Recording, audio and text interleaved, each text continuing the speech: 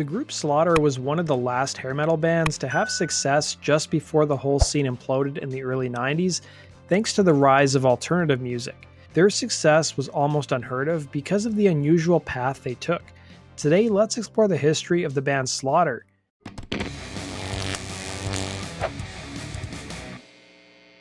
Slaughter's beginnings started with vocalist Mark Slaughter and bassist Dana Strum.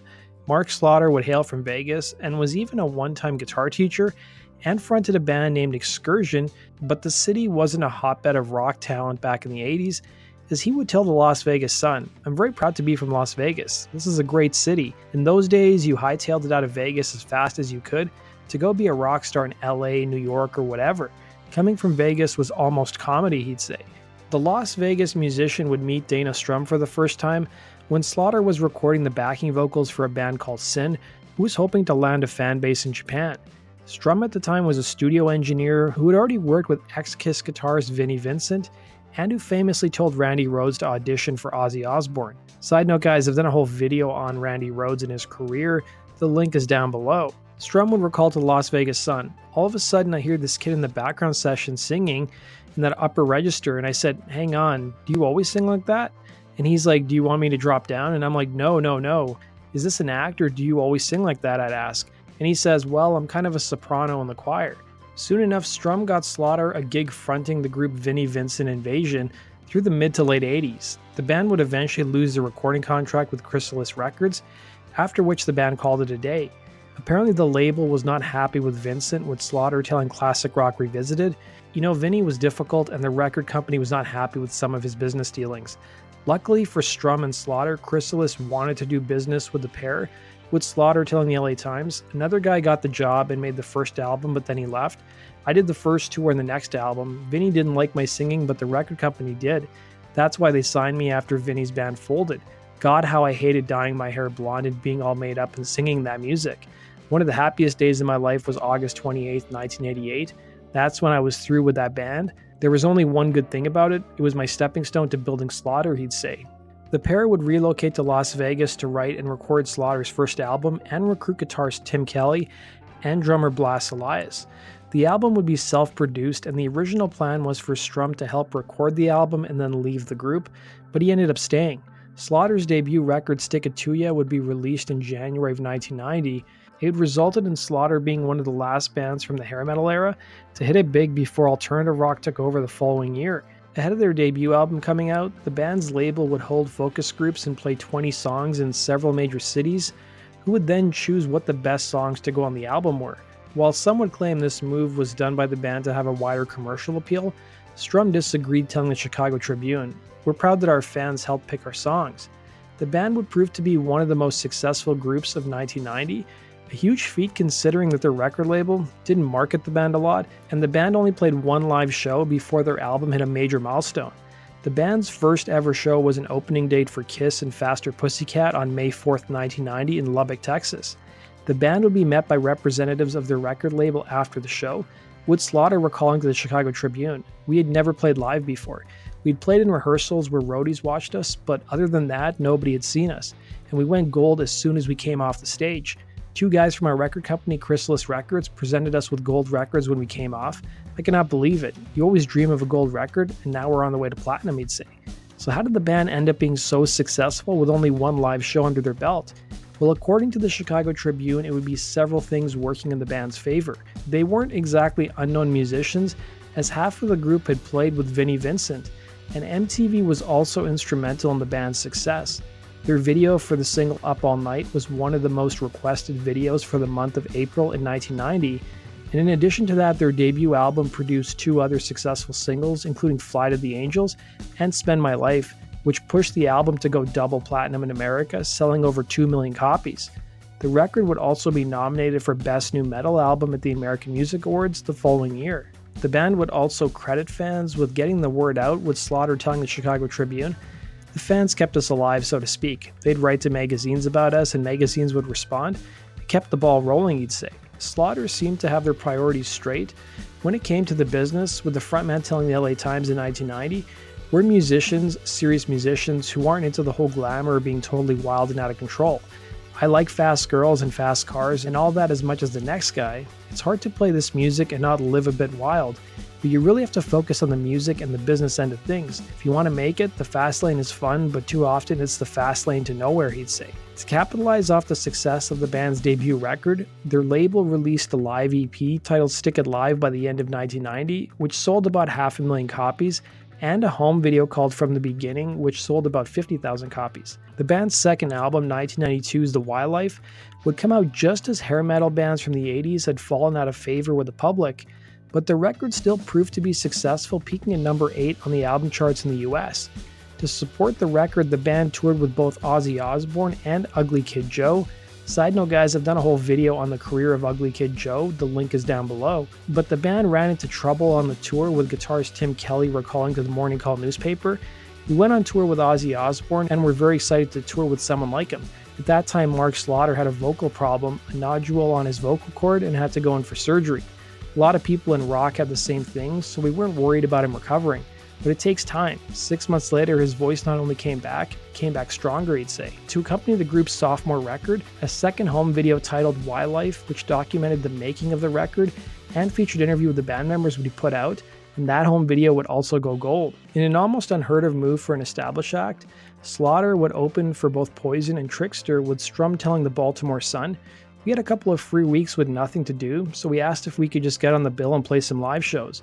It sure beats sitting around and doing nothing. The money wasn't in the budget to pay us, and tickets were already being sold, so we decided to gamble that we'd earn enough in t-shirt sales at the show to cover our expenses." A 1992 Chicago Tribune article on the band would question the appeal of the band, writing, "There's no denying that this rather average pop metal band has carved out a far from average space in the hearts of fans. Guys like them, girls absolutely love them. Not since Skid Row has there been a new metal band that has appealed to both sexes and people ages 10 to 24 the way Slaughter does. Figuring out Slaughter's appeal is not simple. The songs are standard party tunes or ballads, and the guys are fairly boy next door-ish. So why is this simple Las Vegas quartet shining brighter than other heavy metal bands, they'd ask. It proves there's no such thing as a too big a party, they'd write. The band would chalk up their success to how they interacted with fans. Slaughter would become known for sleeping at fans' homes, even playing a concert on the back of a flatbed truck parked outside a Taco Bell, and they were easily accessible to fans for meet and greets and to sign autographs. Around 30,000 fans of Slaughter from both their fan club and mailing list would be sent a 6-song demo tape of their second record months before its release. Strum would recall to the Chicago Tribune, "We sent out those tapes 2 months before the record came out as a way of giving the fans something the regular public couldn't get. It was one of our dreams when we were kids. Just think if Led Zeppelin had sent us a demo of Whole Lotta Love.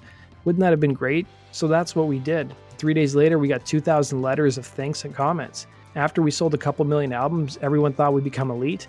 Everyone was looking to the Seattle bands. They won't deal with the fans. I'd like to see where Nirvana is 5 years from now. I'd like to see how long Guns N' Roses fans are going to put up with them canceling shows and not letting the fans near them." The band would establish their biggest base not in Los Angeles or Vegas, but in Chicago, with Strum telling the Tribune, "We're from the heartland, and the Midwest is the first region that took to us. That's because we're down to earth, and this is a down to earth area."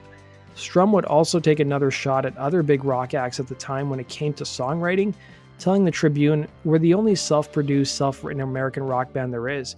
Skid Row, Aerosmith, Motley Crue, they've all used outside songs and outside producers in their careers. We have never done that. We even engineered this record and co-engineered the last one. When the fans hear something by Slaughter, they know it's ours," he'd say. The group's second album would go gold, selling over 500,000 copies, despite not having any top 40 singles. By 1993, the band looked to enter the studio once again, but guitarist Tim Kelly was arrested for drug trafficking and sentenced to 3 years probation for being part of a national drug smuggling ring. He would tell the Morning Call newspaper in 1995, "It was a charge connecting me to something from 1987, and they didn't arrest me on it until 1993. For me, it was either fighting the case in court or pleading guilty and getting a probationary sentence and halfway house for 6 months. It's behind me now," he'd say. In addition to their legal problems, bassist Dana Strum would suffer a hand injury from a motorcycle accident, further delaying the band's third album. On top of their personal problems, their label Chrysalis would be absorbed into the company EMI, who was going through a corporate reshuffling and on their third president in just 3 years. Kelly would tell the Morning Call, "The new president at EMI had no clue who we were. He couldn't name a song. He said, let's just release it and see how it does. We worked too hard on the next record to put it out like that. We wanted a marketing strategy, and he didn't have one. Since the band wrote and produced all of its own material, they were able to exercise a clause in their contract that allowed them to leave EMI for a fee. They would find a new home in CMC International, who had a roster of big 80s bands who were now flying under the radar.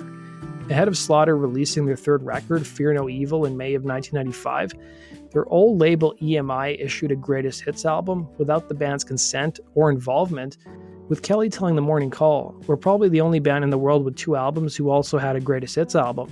The most upsetting thing was that we didn't even get to pick the artwork. The band likes to pick artwork for a reason. Even the order of the songs on it is absolutely horrid. They even lifted our autographs off of our live EP and put it on the greatest hits, like we endorsed it or something." The band attempted to stay true to their roots, with Mark Slaughter telling The Morning Call where the band's head was at the time, saying, "Bands like AC/DC, Aerosmith, and Kiss stayed true to their style. Those bands have always withstood the test of time by staying true to what it is they did, which is play straight ahead, driving rock and roll. That's the way we feel about what we do," he'd say.